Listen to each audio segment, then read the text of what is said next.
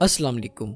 हमारा दिल एक ऐसा ऑर्गन है जो हमारे पैदा होने से लेकर हमारे मरने तक लगातार काम करता रहता है और हमारी पूरी बॉडी में ऑक्सीजन और न्यूट्रिएंट रिच ब्लड को सप्लाई करता रहता है। लेकिन एक मिनट के लिए ज़रा सोचिए कि अगर हमारी फीस्ट के साइज़ के इस ऑर्गन में कोई ख़राबी आ जाए तो आगे बढ़ने से पहले आपको बताता चलूँ कि हर साल तकरीबन 7 मिलियन के करीब लोग हार्ट अटैक और दीगर कार्डियोवैस्कुलर डिजीज़ की वजह से मर जाते हैं। हम अपनी प्लेलिस्ट में कार्डियोवैस्कुलर डिसऑर्डर्स पर पहले ही बात कर चुके हैं। आज की इस वीडियो में हम हार्ट अटैक के बारे में बात करेंगे। हार्ट अटैक और स्ट्रोक दो ऐसी बीमारी हैं जो हर साल करोड़ों लोगों की मौत की वजह बनती हैं। हमारी बॉडी में मौजूद हर मसल को अपना प्रॉपर फंक्शन परफॉर्म करने के लिए ऑक्सीजन की ज़रूरत होती है।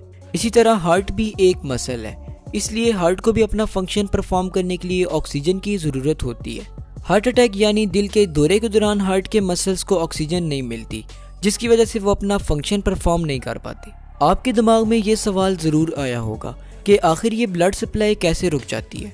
जैसा कि हम सब जानते हैं कि पूरी बॉडी को ऑक्सीजनेटेड ब्लड पहुंचाने वाली वेसल्स को आर्टरीज कहते हैं। पूरी बॉडी की तरह हमारे हार्ट को भी ऑक्सीजनेटेड ब्लड की ज़रूरत होती है।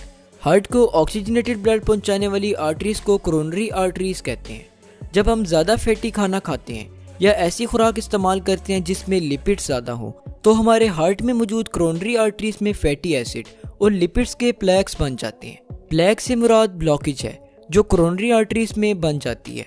जैसे जैसे हमारी एज बढ़ती है ये प्लेक्स भी बड़े होते जाते हैं और बाज़ औक़ात ये बहुत ज़्यादा हार्ड, चंकी और इन्फ्लेम्ड हो जाते हैं। और जब इनमें से कोई प्लेक रप्चर हो जाता है तो इसके गिर्द फौरन ब्लड क्लॉट बनता है।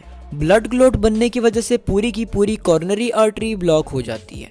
कोरोनरी आर्टरी की कंप्लीट ब्लॉकेज की वजह से हार्ट के मसल्स को ब्लड की सप्लाई बिल्कुल रुक जाती है और वो कुछ ही मिनट में डेथ का शिकार हो जाते हैं। इसे मायोकार्डियल इन्फार्क्शन कहते हैं। मायोकार्डियल इन्फार्क्शन का दूसरा नाम हार्ट अटैक है। अगर हार्ट अटैक से डैमेज होने वाले मसल्स का फौरी ट्रीटमेंट न किया जाए तो हार्ट अपना कंप्लीट रिदम लूज कर देता है और कॉन्सिक्वेंटली किसी भी पर्सन की डेथ हो सकती है। चलिए अब बात करते हैं हार्ट अटैक के सिम्टम्स पर। हार्ट अटैक का सबसे कॉमन सिम्टम चेस्ट पेन है। ये पेन ऑक्सीजन की कमी का शिकार मसल्स में होता है।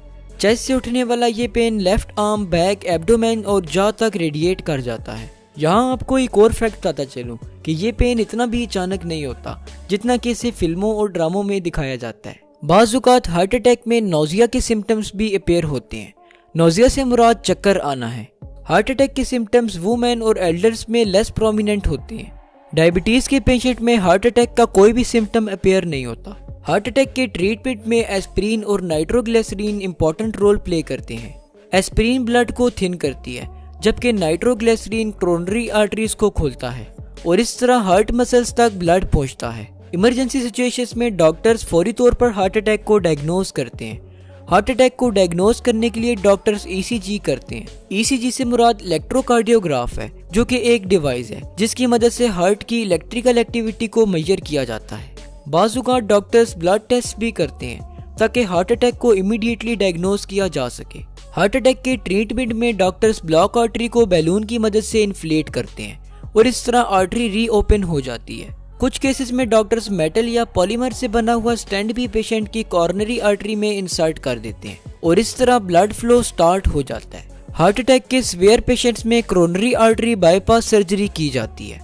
इस प्रोसेस में पेशेंट की बॉडी के किसी दूसरे पार्ट से आर्टरी के पीस को कट करके कोरोनरी आर्टरी में लगा दिया जाता है। इन सब तरीकों की मदद से डॉक्टर्स हार्ट की तरफ ब्लड फ्लो को री एस्टेब्लिश करते हैं और इस तरह हार्ट दोबारा अपना फंक्शन परफॉर्म करना स्टार्ट कर देता है। अब बात करते हैं हार्ट अटैक की प्रिवेंशन पर। अपना लाइफस्टाइल चेंज करके हम अपनी बॉडी को हार्ट अटैक से प्रिवेंट कर सकते हैं। एक्सरसाइज, हेल्दी डाइट और वेट लॉस हार्ट अटैक के रिस्क को डिक्रीज करते हैं। ऐसी खुराक इस्तेमाल न करें जिसमें सैचुरेटेड फैटी एसिड और शुगर ज्यादा हो। अपनी बॉडी को हार्ट अटैक से बचाने के लिए हमें अपनी डाइट में फिश, वेजिटेबल, चिकन और ड्राई फ्रूट्स वगैरह शामिल करने चाहिए। इसके अलावा तंबाकू भी हार्ट अटैक के रिस्क को बढ़ाता है, इसलिए हमें तंबाकू बिल्कुल भी यूज नहीं करना चाहिए। हमें हेल्दी एक्सरसाइज करनी चाहिए, खुश रहना चाहिए और अपनी नींद को भी पूरा करना चाहिए। इस तरह हम हार्ट अटैक से जरूर महफूज रहेंगे। तो उम्मीद है कि आज की इस वीडियो से आपने कुछ ना कुछ जरूर नया सीखा होगा। इसी के साथ मिलते हैं नेक्स्ट वीडियो में। तब तक के लिए अपना ख्याल रखिएगा। अल्लाह हाफिज।